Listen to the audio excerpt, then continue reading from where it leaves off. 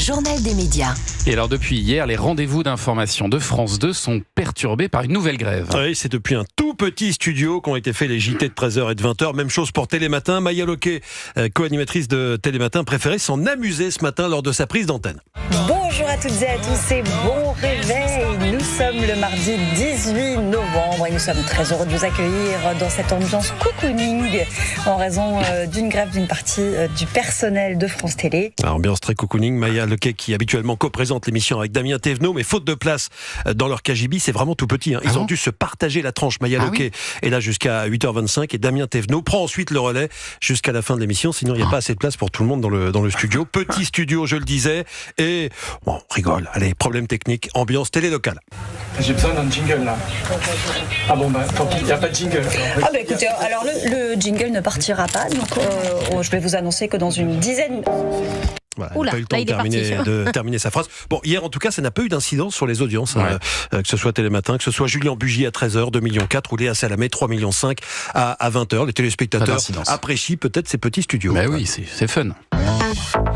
Et puis alors, ce sont des sites internet de vente ou de revente, a priori classiques. Les sites Etsy et Le Bon Coin sont dans la tourmente. Derrière des annonces a priori tout à fait normales, des utilisateurs proposeraient des contenus qui n'ont rien à faire là, voire même qui n'ont rien à faire nulle part. On clique sur un mug ou une robe, par exemple, qui nous plaît et hop, on se voit proposer des contenus pornographiques, voire pédopornographiques à payer directement sur la plateforme. Je parle bien des sites Etsy et Le Bon Coin. Les annonces de ce type ont également été repérées sur le site Vinted ces derniers jours. Après plusieurs reportages télé pointant du doigt ce problème, la haute commissaire à l'enfance va à nouveau saisir l'Arcom. Les plateformes, dit-elle, ne peuvent pas fermer les yeux quand des annonces permettent contre paiement d'accéder à des contenus pornographiques. Et puis on en vient au programme du jour et aujourd'hui l'émission Affaires conclues fête sa 3 millième, ce sera à 17h20 sur France 2. Ce sera bientôt la 500e, votre 500e à la tête de Culture Média, Thomas, la 3 millième. C'est pas 3 mal, 000. 3 000 pour Affaires conclues depuis son lancement en août 2017. L'émission de vente aux enchères a vu défiler des milliers d'objets, dont près de 13 000 ont été vendus en juin 2021. Un miroir signé Lynn Vautrin avait explosé le record de vente d'Affaires conclues, 127 000 euros.